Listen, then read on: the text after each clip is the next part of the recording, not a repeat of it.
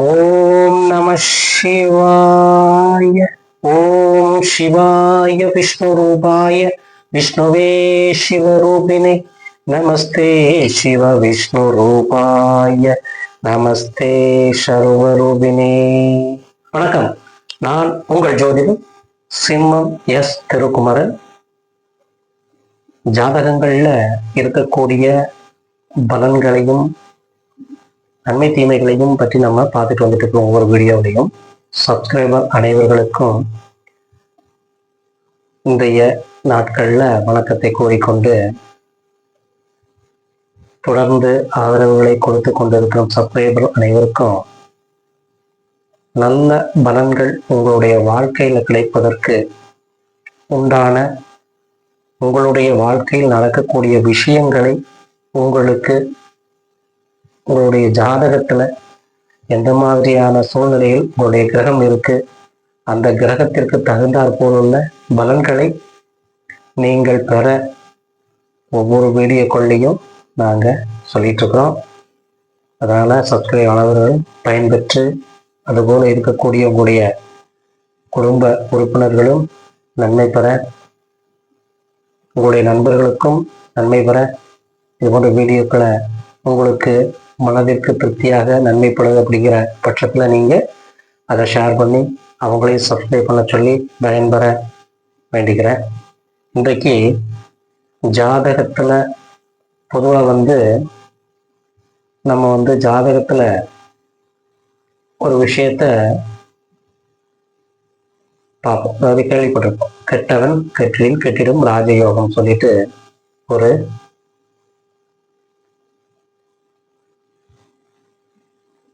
வார்த்தை உண்டு. அதாவது கெட்டவன் அப்படிங்கிறது பார்த்தீங்கன்னாக்க, இப்போதான் பார்த்தீங்கன்னா கால புருஷனுக்கு 8ஆம் இடம் தான் கெட்டவன். அதுபோல ஒவ்வொருடைய ஜாதகங்களிலும் 8ஆம் இடத்தில் அதிபதி, 8ஆம் இட அதிபதி பார்த்தீங்கன்னாக்க கெட்டவன் சொல்லி நம்ம சொல்லலாம். அப்போ இப்போ பொதுவாக பார்த்தீங்கன்னாக்க இந்த 3ஆம் இடம், அதாவது இப்போ பார்த்தீங்கன்னாக்க இந்த 3ஆம் இடம், அதுபோல இந்த 8ஆம் இடம், இந்த காலபுருஷ தத்துவத்தில் நம்ம காலபுருஷ சக்கரத்தில் நம்ம பார்த்துட்டு இருக்கிறோம். 3ஆம் இடம் 8ஆம் இடத்து, அதாவது இந்த 3ஆம் இடத்தினுடைய அதிபதி தசா நடத்தும் போது, அல்ல புத்தியில ஒரு தசாவினுடைய புத்தியில இந்த 3ஆம் இடத்து அதிபதி புத்தியில நடத்தும் போது அவர்களுக்கு, அந்த ஜாதகர்களுக்கு சிறப்பான பலன்களை கொடுக்காது. ஏன் அப்படின்னு கேட்டீங்கன்னா, இந்த 3ஆம் இடத்தின் அதிபதி எந்த தசாவா நடந்தாலும் சரி, அங்க புத்தியில அது வேலை செய்யுது அப்படின்னாக்க சிறப்பான பலன்களை அது நமக்கு பெற்றுத்தராது.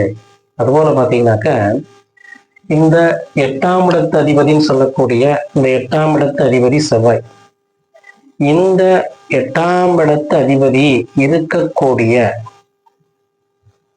ராசியில, இந்த 8ஆம் இடத்து அதிபதி இருக்கக்கூடிய ராசியில, உதாரணத்துக்கு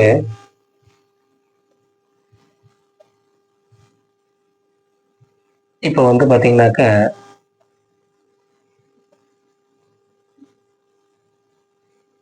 சிம்ம விருச்சிக லக்கணம்னு வச்சுக்கலாம். இந்த விருச்சிக லக்கணத்துக்கு 8ஆம் இடத்து அதிபதி புதன் வர்றாரு. இந்த புதன் எந்த ராசியில இருக்காரா, உதாரணத்துக்கு புதன் கன்னி ராசியில இருக்கிறார். கன்னி ராசியில இருக்கிறாரு அப்படின்னாக்க, இந்த கன்னி ராசியில் இருக்கக்கூடிய புதன் பகவான் கோச்சார கிரகத்துல சனி இந்த கன்னி ராசியில பிரயாணம் செய்யும் பொழுது, அவருடைய ஜாதகத்துல 8ஆம் இடத்து அதிபதி புதன் கன்னி ராசியில இருக்காருன்னு வச்சுக்கோங்க, இல்ல வேற எங்கேயாவது சிம்மத்திலேயோ கடகத்திலேயோ இல்ல துலாத்திலேயோ இருக்காருன்னு வச்சுக்கோங்க. இந்த புதன் இருக்கக்கூடிய இந்த ராசியில சனி பயணம் செய்யும் 2.5 வருட காலங்கள், அதாவது 2.5 வருட காலங்களும் இந்த, அதாவது 8ஆம் இடத்து அதிபதி 11ஆம் இடத்துல இருக்காரு. இந்த 11ஆம் இடத்துல சனி கோச்சார கிரகம், கோச்சார சனி பயணம் செய்யும் போதும் நற்பலன்களை அது தராது.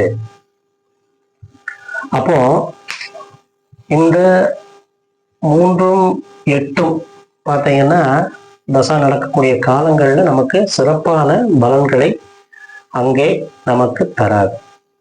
சில குறிப்பிட்ட ஜாதகங்கள்ல இந்த 8ஆம் இடத்து அதிபதி சில நற்பலன்களை செய்வார். அங்கதான் நம்ம சொல்றோம், எப்படி கெட்டதன் கெட்டிட ராஜயோகம் அப்படின்னு சொல்லி நாம சொல்லலாம். அது எப்படின்னு பாத்தீங்கன்னாக்க, இப்ப சிம்ம லக்னத்துக்கு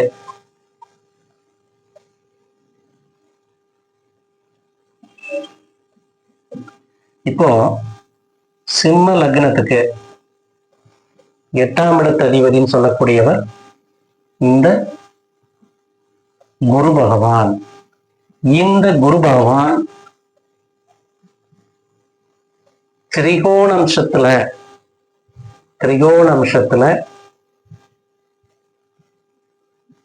இருக்கும்போது, ஒருவருக்கு திரிகோணம் சொல்லக்கூடியது 1,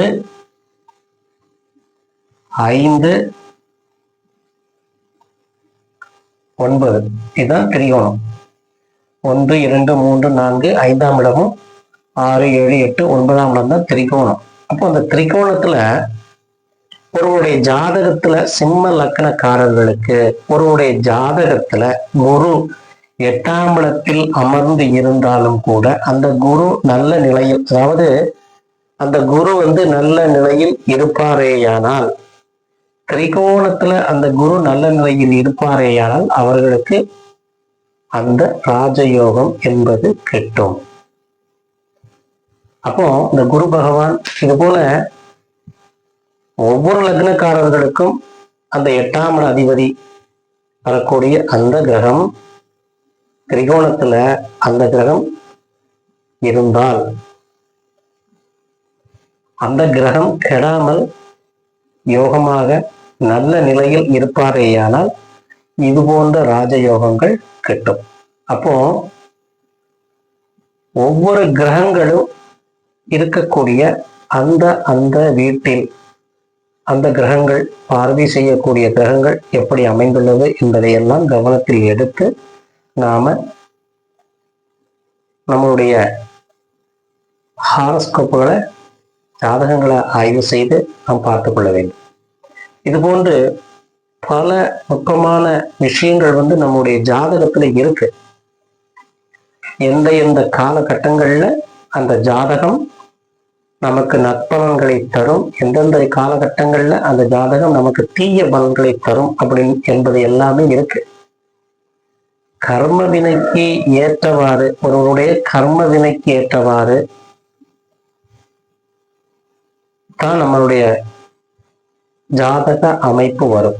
அப்போ நம்முடைய கர்ம வினைகளை நாம குறைத்துக் கொள்ள வேண்டும். அப்போ நிறைய வீடியோக்கள் சொல்லியிருக்கிற கர்ம வினைகளை நாம் குறைப்பதற்கு நம்ம நல்ல விஷயங்களை செய்ய வேண்டும். பிறருக்கு துன்பம் செய்யாமல் நம்மளுடைய முடிந்த அளவிற்கு தான தர்மங்கள் செய்யணும், அக்காரியங்கள் செய்யணும், ஆலயங்களுக்கு நல்ல விஷயங்களை செய்யணும், ஏழை எளியவர்களுக்கு நல்ல விஷயங்களை செய்யணும். நம்மளால முடிந்த அளவுக்கு மற்றவரை துன்பப்படுத்தாமல் நற்காரியங்களை நாம் செய்யும் போது நம்மளுடைய கர்மாக்கள் குறையும். அப்போ நம்முடைய கர்மா நம்மளை, இந்த போன ஜென்மத்தினுடைய கர்மாக்கள் நம்மை பின்தொடர்ந்து வரும். இந்த ஜென்மத்தில் நம்ம செய்யக்கூடிய கர்மா நம்மளை பின்தொடர்ந்து வரும். அப்போ இந்த கர்மா என்பது நல்லவை தீயவை. அப்போ நன்மை செய்திருந்தால் நமக்கு நற்பலன்களை தரும், தீயவைகள் நாம் செய்யும் போது தீய பலன்களை தான் அது தரும். அப்போ நாம இறைவனை எவ்வளவுதான் நம்ம இறைவனை மனதார வேண்டி, இறைவா நான் இவ்வளவு நற்காரியங்கள் செய்யறேன், எனக்கு நற்பலன்கள் கிடைக்க மாட்டேங்குது அப்படின்னு நம்ம நினைச்சோம்னா அது தவறு. ஏன்னா ஏற்கனவே செய்த தீமைகள் ஏற்கனவே நம்ம செய்த கெட்ட காரியங்கள்லாம் நாம அந்த கர்ம வினைகளை நாம் குறைத்துக் கொள்ள வேண்டும். அதற்குண்டான வழிமுறைகளையும் இறைவன் நமக்கு அருள் இருக்காரு. அந்த நம்ம செய்த கர்ம வினை போகணும் அப்படின்னாக்க குருவினுடைய பார்வை நமக்கு வேணும். குருவினுடைய பார்வை இருந்தால் மட்டும்தான் நம்ம அந்த கர்ம வினையை குறைத்துக் கொள்ள முடியும். ஒரு குருவால் மட்டும்தான் நம்மளுடைய கர்ம வினையை குறைக்க முடியும். இறைவனே கூட குருவாக நம்முடைய கர்ம வினையை குறைப்பார். காரணம், நம் நற்காரியங்களை செய்யும் போது தீமையை விட நற்காரியங்கள் நமக்கு இருந்தால் நிச்சயமாக இறைவன் நமக்கு அருள் செய்வார். அப்போ ஒவ்வொரு காரியங்களையும் நாம் செய்யும் போது அது நல்லவையா தீயவையா என்பதை பார்த்து நாம் செய்யணும். இப்போ இது போன்ற வீடியோக்கள் உங்களுக்கு கிடைக்கணும். இது போன்ற சிறு சிறு உங்களுடைய ஜாதகங்கள்ல சிறு சிறு விஷயங்களை தெரிந்து கொள்ள வேண்டும் அப்படின்னு நீங்க நினைக்கிறீங்க அப்படின்னாக்கா சப்ஸ்கிரைப் பண்ணா மட்டும்தான் உங்களுக்கு இது போன்ற வீடியோக்கள் கிடைக்கும். நீங்க மட்டும் பலன் பெறாம உங்களுடைய குடும்பத்தாரும் பலன் பெற வேண்டும் என்ற நோக்கத்துல நீங்க அவங்களுடைய ஜாதகங்களையும் நீங்க நல்ல ஜோதிடரை அணுகி